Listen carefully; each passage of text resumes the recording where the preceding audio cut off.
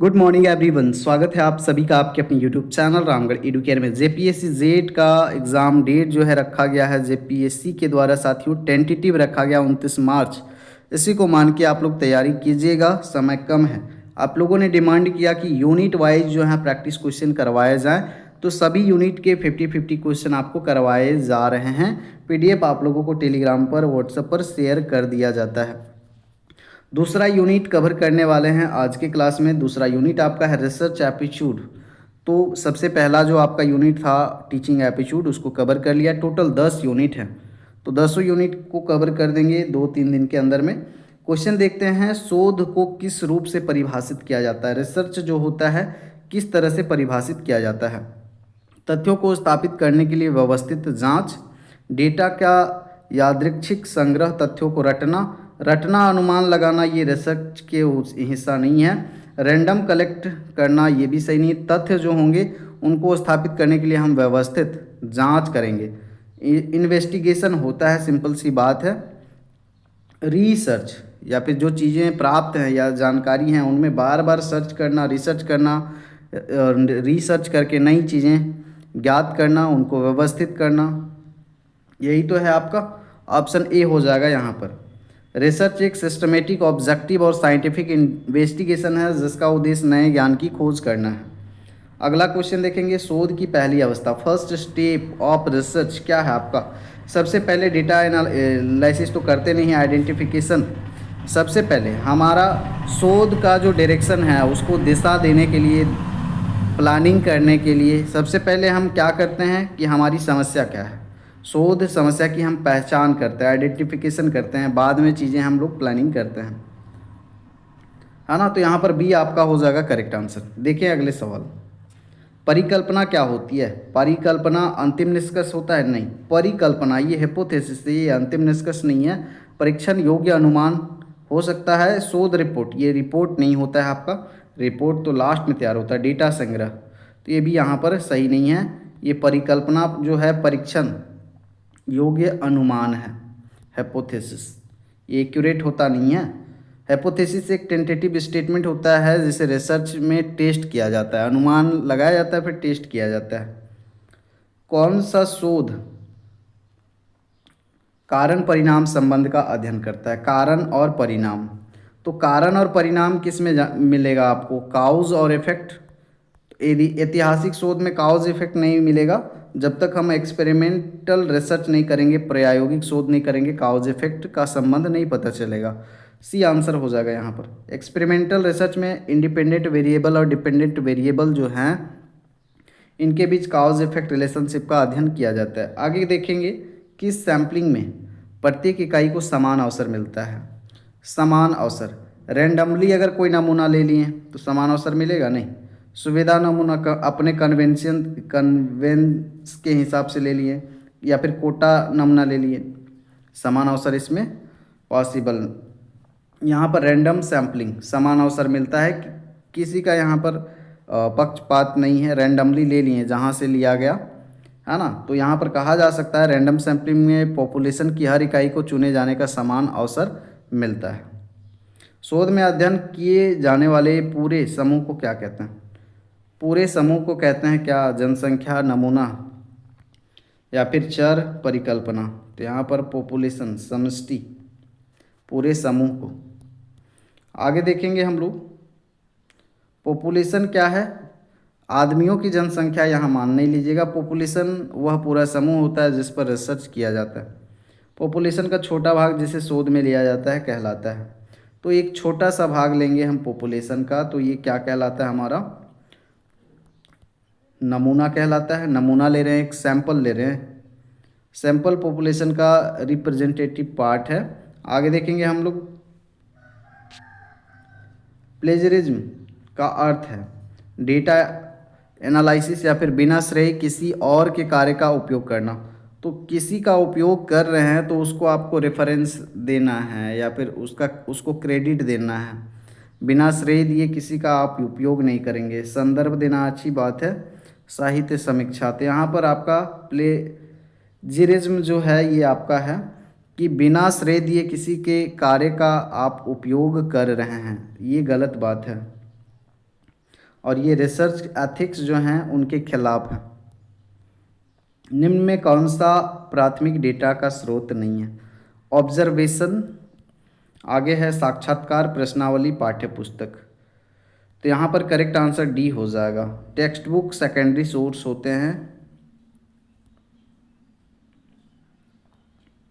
आगे देखेंगे literature review शोधकर्ता किस प्रकार मदद करता है? शोध अंतराल की पहचान, नमूना बढ़ाना, परिकल्पना बदलना, शोध से बचना। यहाँ पर करेक्ट आंसर हो जाएगा आपका ए, शोध अंतराल की पहचान करना। लिटरेचर रिव्यू से रिसर्चर को पता चलता है कि पहले क्या रिसर्च हुआ था और कहाँ गैप है। तो ये बात अच्छी है, रिव्यू कर रहे हैं, रिव्यू इसीलिए किया ही जाता है। प्रयोग में जिसे नियंत्रित या बदला जा सकता है उसे कहते हैं स्वतंत्र या फिर रैंडम, कंट्रोल्ड, इंडिपेंडेंट, डिपेंडेंट। ये होता है आपका स्वतंत्र चर जिसको हम लोग प्रयोग में नियंत्रित कर सकते, प्रयोग में जिसे नियंत्रित या बदला जा सकता है। ये इंडिपेंडेंट वेरिएबल होता है क्योंकि ये डिपेंडेंट नहीं है, इसीलिए आपको फेरबदल किया जा सकता है, रिसर्चर मैनिपुलेट करता है। भूतकालीन घटनाओं का अध्ययन किस शोध विधि के द्वारा किया जाता है? Which research method studies past events. यहाँ पर ऐतिहासिक हो जाएगा, प्रायोगिक होगा, सर्वेक्षण, वर्णनात्मक। तो पास्ट का यहाँ पर करना है तो आपको हिस्टोरिकल रिसर्च ही करना होगा। शोध का मुख्य उद्देश्य क्या होता है? यहाँ पर रिसर्च का मतलब नया ज्ञान प्राप्त करना होता है, रटना नहीं होता, नकल नहीं करना, पास करना नहीं, तो नवीन ज्ञान की खोज करना। निम्न में से कौन सा डेटा संग्रह का उपकरण है? डेटा संग्रह, which of the following is a tool for data collection. प्रश्नावली से डेटा कलेक्शन होगा नहीं। सिद्धांत चर और परिकल्पना, तो यहाँ पर आपका क्या होगा? प्रश्नावली। आगे देखेंगे रिसर्च एथिक्स मुख्य रूप से किससे संबंधित है? एथिक्स, एथिक्स में जो है मोरल वैल्यूज़ हैं, नैतिकता है जुड़ा हुआ, पूरा ईमानदारी बरतना है, नकल नहीं करना है, चोरी नहीं करना है किसी का, अगर किसी का ले रहे हैं, यूज़ कर रहे हैं तो क्रेडिट देना है। तो मुख्य रूप से किससे संबंधित है? ईमानदारी और सत्यनिष्ठा, शोध की गति, नमूना आकार या फिर सांख्यिकी सूत्र। तो ये इम्पोर्टेंट सबसे ज़्यादा है, ईमानदारी और सत्यनिष्ठा से आप अपना रिसर्च वर्क करेंगे। रिसर्च एथिक्स में ऑनेस्टी, ट्रांसपेरेंसी, प्लेजिज्म से बचाव और सही सिटेशन शामिल होते हैं। कौन सा शोध तत्काल व्यवहारिक समस्याओं को हल करने के लिए किया जाता है? तत्काल व्यवहारिक समस्याओं को हल करने के लिए किया जाता है। मौलिक शोध, अनुप्रयुक्त शोध, आधारभूत या फिर शुद्ध शोध। ये रिसर्च के टाइप्स हैं। बी होगा यहाँ पर अनुप्रयुक्त शोध।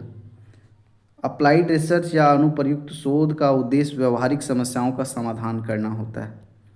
नूल हाइपोथेसिस इज डिनोटेड बाई, नूल शून्य परिकल्पना कहाँ पर दिख रहा है आपका यहाँ पर? चलिए आगे देखेंगे। नूल हाइपोथेसिस को एज ज़ीरो से दर्शाया जाता है और यह मानती है कि कोई महत्वपूर्ण अंतर नहीं है।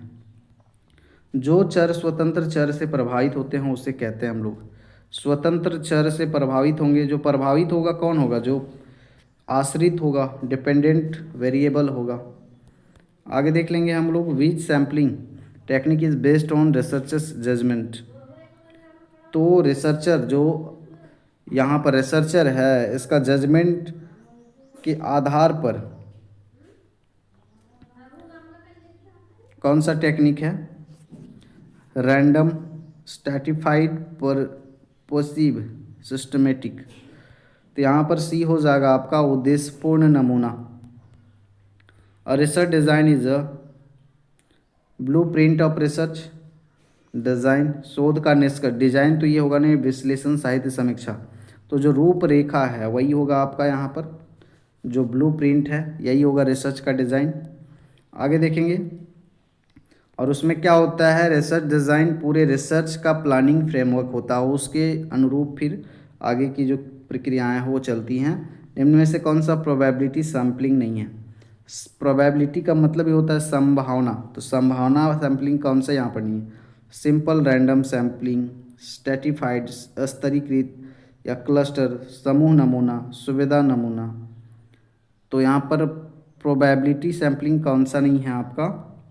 Option D. ऑप्शन डी क्यों नहीं है? क्योंकि आप अपने कन्वेंस के अनुसार, यहाँ पर कन्वेनियंस के अनुसार आप नमूना चुन रहे हैं, इसमें संभावना वाली बात आती ही नहीं है। और रेंडमली ले रहे हैं तो यहाँ संभावना है, स्ट्रेटिफाइड यहाँ भी संभावना, क्लस्टर में भी। आगे देखते हैं हम लोग। Which research describe characteristic of a population, जनसंख्या की विशेषता का वर्णन करता है। एक्सपेरिमेंट में, वर्णनात्मक में, ऐतिहासिक में, विश्लेषण शोध में। यहाँ पर हो जाएगा आपका वर्णनात्मक, वर्णन किया जा रहा है यानी कि वर्णनात्मक शोध होगा, डिस्क्रिप्टिव रिसर्च। ऑब्जर्वेशन मेथड मुख्य रूप से किस में उपयोग होता है? ऑब्जर्वेशन मेथड रासायन शोध, गणित, खगोलीय, सामाजिक विज्ञान शोध। तो ऑब्जर्वेशन आप किस में करेंगे? सामाजिक विज्ञान में ही ऑब्जर्वेशन करेंगे, बाकी ये तो एक्सपेरिमेंटल बेस्ड हैं। आगे देखेंगे रिसर्च में डेटा संग्रह के बाद कौन सा चरण आता है? अब ये चरण जो स्टेप्स हैं रिसर्च के, ये थ्योरी वाला पार्ट में है, क्या क्या स्टेप्स होते हैं, चरण होते हैं रिसर्च के। तो डेटा संग्रह के बाद कौन सा चरण आता है? डेटा का हम क्या करते हैं? समस्या पहचान, तो ये तो पहले होता है। उसके बाद हम करते हैं डेटा का एनालिसिस, डेटा विश्लेषण। रिसर्च टूल की वैलिडिटी का अर्थ क्या है? वैलिडिटी, रिलायबिलिटी, ऑब्जेक्टिविटी, ये गुण होते हैं किसी भी टेस्ट का। तो यहाँ पर क्या पूछा है आपका? वैलिडिटी। वैलिडिटी का मतलब स्थिरता। अगर बार बार उसमें रिसर्च किया जा रहा है या बार बार टेस्ट किया जा रहा है, परीक्षण किया जा रहा है, तो वो जो है सेम रिजल्ट बार बार देगा, ये है कंसिस्टेंसी, और ये होना चाहिए। रिलायबिलिटी का मतलब क्या है? रिलायबिलिटी का मतलब है एक्यूरेसी। जो टेस्ट हो रहा है उसमें बार बार करने पर उसमें एक्यूरेसी देखने को मिल रहा है, ये आपका शुद्धता से संबंधित है। कौन सा शोध संख्यात्मक डेटा पर आधारित है? संख्यात्मक डेटा, न्यूमेरिकल डेटा। तो ये गुणात्मक है तो इसमें तो गुण का बात होगा। ऐतिहासिक, दार्शनिक नहीं, मात्रात्मक, मात्रा की बात हो रहा है जिसको हम लोग मेजर कर सकते हैं, काउंट कर सकते हैं, तो एक क्वांटिटिव हो जाएगा। Case study method focus on, तो केस स्टडी मेथड जो है किस पर केंद्रित है? बहुत बड़ी जनसंख्या पर एक इकाई का गहन अध्ययन, यादृच्छिक नमूना। तो यहाँ पर आपका हो जाएगा एक इकाई का गहन अध्ययन। एक इकाई का गहन अध्ययन ये आपका होता है केस स्टडी मेथड। निम्न में से कौन सा द्वितीयक स्रोत है? सेकेंडरी सोर्स ऑफ डेटा, साक्षात्कार, अवलोकन, शोध लेख, प्रश्नावली। तो आपका हो जाएगा यहाँ पर शोध लेख।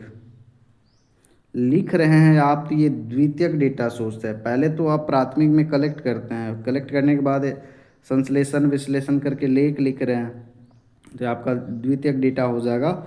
सर्वे रिसर्च मुख्य रूप से किसका उपयोग करता है? प्रश्नावली, प्रयोगशाला, ऐतिहासिक दस्तावेज, गणितीय मॉडल। तो सर्वे जब हम करते हैं तो क्या करते हैं? गांव गांव, टोला मोहल्ला में घूम घूम के क्वेश्चन ही करते हैं सर्वे में। उनके द्वारा जो जानकारी दी जाती है वही चीज़ें लिखी जाती हैं। नए, कौन सा शोध नए सिद्धांत विकसित करता है? न्यू थियरीज डेवलप करेगा। मौलिक, अनुप्रयुक्त, क्रियात्मक, सर्वेक्षण। सर्वेक्षण में कुछ नया यहाँ पर डेवलप होगा थ्योरी? बिल्कुल नहीं। मौलिक जो basic research. Pilot study is conducted by, क्यों की जाती है पायलट स्टडी बताना है। शोध योजना का परीक्षण, रिपोर्ट लिखना, जनसंख्या बढ़ाना, नमूना बदलना। नमूना बदलना ये सब शोध नैतिकता के खिलाफ है। ऑप्शन ए, शोध योजना का परीक्षण करने के लिए पायलट स्टडी किया जाता है। आगे देखेंगे कौन सी सैम्पलिंग पॉपुलेशन को समान समूहों में विभाजित करती है। तो यहाँ पर आप लोग बताएंगे आंसर। यहाँ पर करेक्ट आंसर आपका स्तरीकृत, स्ट्रैटिफाइड सैम्पलिंग। प्रयोग के दौरान कौन सा चर स्थिर रहना चाहिए? प्रयोग के दौरान कौन सा चर स्थिर रहेगा आपका? स्वतंत्र चर तो स्थिर रहना जरूरी नहीं है। आश्रित, नियंत्रित, कंट्रोल्ड वेरिएबल ये हो सकता है, तो कंट्रोल्ड वेरिएबल को कंट्रोल ही रहना चाहिए। आगे देखेंगे रिसर्च एथिक्स क्या क्या मांगते हैं। डेटा बनाना, रिपोर्टिंग में ईमानदारी बिल्कुल मांगते हैं। उसके बाद में विचारों की नकल, नकल करना बिल्कुल नहीं मानते, अनदेखा नहीं करना, किसी भी चीज़ को इग्नोर नहीं करना है, सावधानी बरतना है। तो यहाँ पर बी हो जाएगा। क्या मांगते हैं? ईमानदारी। हिपोथेसिस टेस्टिंग किस में मदद करता है? परिकल्पना स्वीकार अस्वीकार करना, रिपोर्ट लिखना, नमूना चुनना, डेटा संग्रह। तो यहाँ पर आपका करेक्ट आंसर ए हो जाएगा। समय के साथ रुझानों का अध्ययन किस शोध में होता है? समय के साथ रुझान का अध्ययन। दीर्घकालिक शोध, क्रॉस सेक्शनल शोध, ऐतिहासिक, प्रायोगिक। यहाँ पर करेक्ट हो जाएगा आपका दीर्घकालिक। नेक्स्ट देखेंगे, निम्न में से कौन सा शोध विधि नहीं है? रिसर्च मेथड नहीं है। Which of the following is not a research method? Observation, साक्षात्कार, नमूना चयन, अनुमान। अनुमान रिसर्च में लगाया जाता है? बिल्कुल नहीं। यहाँ पर देखिए आपका करेक्ट आंसर हो जाएगा डी। रिसर्च की अंतिम अवस्था कौन सी है? लास्ट स्टेज या लास्ट लेवल क्या है यहाँ पर रिसर्च का? लास्ट में क्या करते हैं प्यारे साथियों हम लोग? डेटा संग्रह ये पहले करते हैं? नहीं, लास्ट की बात है। सबसे अंतिम में क्या करते हैं हम लोग? रिपोर्ट राइटिंग करते हैं। शब्दों में मौलिकता किससे सुनिश्चित होती है? सही संदर्भ देना। अच्छा, शोध में, रिसर्च में मौलिकता सुनिश्चित होती है। नकल करना ये तो गलत बात है, अनदेखा करना भी गलत बात है। सही रेफरेंस दे रहे हैं, ये मौलिकता की बात है। डेटा बनाना ये संबंधित है नहीं, तो नैतिकता की बात हो रही है। तो जिनका भी यूज़ कर रहे हैं आप, या जहाँ से कुछ चीज़ें आप ले रहे हैं, तो उसको क्या देंगे आप? संदर्भ में देंगे। आगे देखेंगे, दो चरों के संबंध में हस्तक्षेप करने वाला चर क्या कहलाता है? डिपेंडेंट या ब्राहा? ये कहलाता है ब्राहा। गैर संख्यात्मक डेटा के विश्लेषण पर आधारित शोध क्या है? गैर संख्यात्मक डेटा के विश्लेषण पर आधारित स्रोत। गैर संख्यात्मक है तो मात्रात्मक होगा, या फिर गुणात्मक, प्रायोगिक, या फिर विश्लेषणात्मक। ये हो जाएगा आपका गुणात्मक होगा, क्योंकि संख्या नहीं है उसमें। बिब्लियोग्राफी में क्या शामिल है? सभी संदर्भित स्रोत, केवल पुस्तकें, केवल जर्नल, केवल वेबसाइट। ये जो ऑप्शन ही गलत हैं केवल वाले। तो यहाँ पर सभी संदर्भित स्रोत शामिल होते हैं आपके बिब्लियोग्राफी में। शिक्षकों द्वारा कक्षा शिक्षण सुधारने के लिए किया गया शोध क्या है? कक्षा शिक्षण को सुधारने के लिए शोध किया गया टीचर के द्वारा।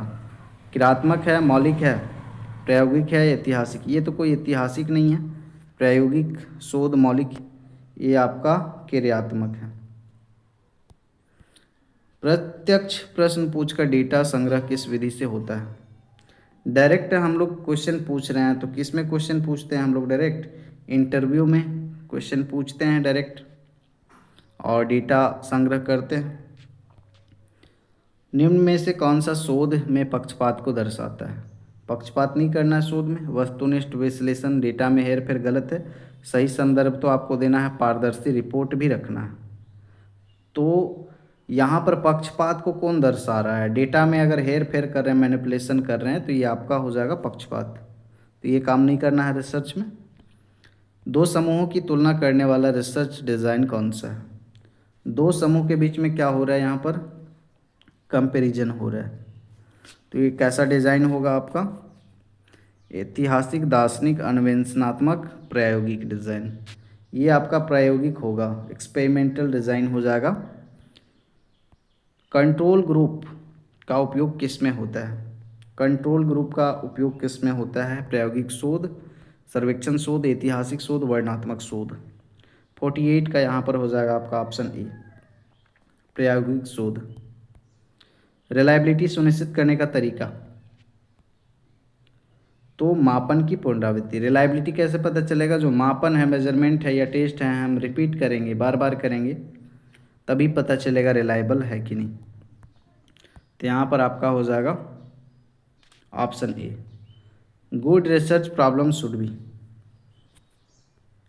Good research problem should be. तो अच्छा रिसर्च प्रॉब्लम कैसा होना चाहिए? स्पष्ट और विशिष्ट, अत्यंत स्पष्ट, असंभव, अप्रासंगिक। रिलेवेंट तो होना चाहिए, असंभव ये तो वर्ड ही गलत है। तो यहाँ पर हो जाएगा आपका ऑप्शन ए। अच्छा रिपोर्ट रिसर्च प्रॉब्लम होना चाहिए स्पष्ट और विशिष्ट। आपके 50 क्वेश्चन हो गए हैं, और क्वेश्चन नंबर ऑफ क्वेश्चन अगर बढ़ाने बोलेंगे तो बढ़ा देंगे। और क्वेश्चन का लेवल जो है मॉडरेट ही रखे हैं।